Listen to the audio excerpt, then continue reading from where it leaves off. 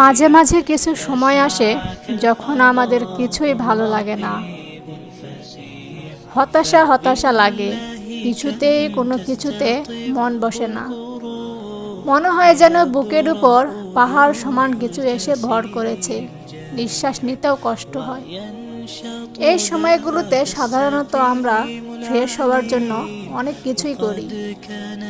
গান শুনি, মুভি দেখি, বদ অভ্যাস থাকলে অনেকেই সিগারেট ফুঁকে গাঁজা টানে।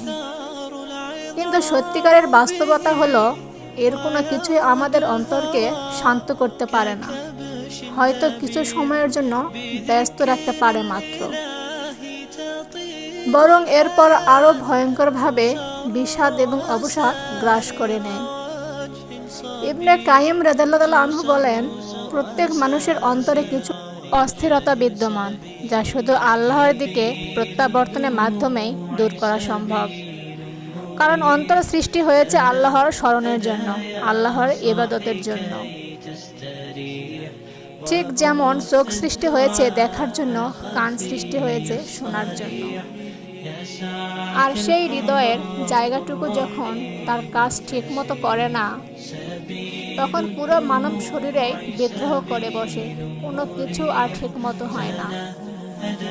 এই যে কিছু ভালো লাগে না, হতাশা, বিদা, সব কিছুর উৎপত্তি এখান থেকে।